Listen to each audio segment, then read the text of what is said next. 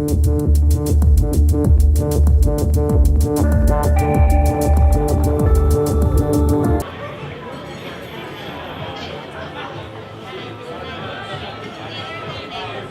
think that there's been a lot of resolutions and commitments made this week that hopefully will translate into real change.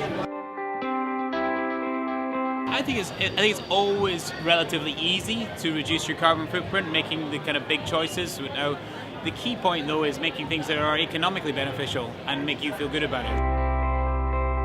I think there's a lot of very positive atmosphere, very positive, many positive commitments coming out of Climate Week. So from some years of being very pessimistic about doing something about climate change, we sense the optimism coming in again.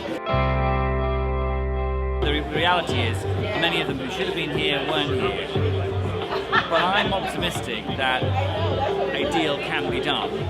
But we're going to need everybody to put their shoulder to the wheel to send a very clear message to political leaders up with everything else going on in the world, with all the other distractions, all the other challenges. Climate really matters and it needs to be at the top of their agenda.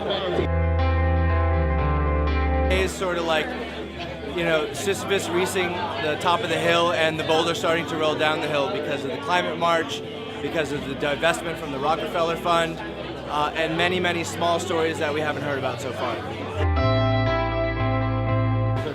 The approaches that we're all individually taking are actually making the real difference. And one example from our point of view is the VEN, which you all hopefully know is the digital currency that we operate.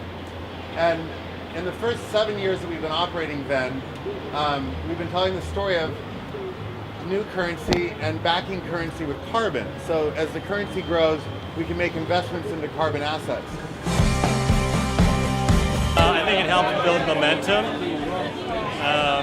I think we're starting to see things at the ground up, starting with the march and then the sub-national level that should put pressure on national governments to try to come to an agreement in Paris.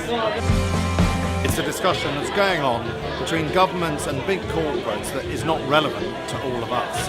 And then the man in the street's going out saying we care about it because we don't want to be affected, but unless those corporates or governments do something, and I don't know what the answer is, I mean, I really think it's a big problem. Well, it's important to not let corporations hijack an industry which is trying to do good. And the point being that with the carbon industry, a lot of the time corporates tend to put their footprint over it and move people away from the real topic, which is how do we offset the emissions? And offsetting emissions primarily is about reducing industrial capacity.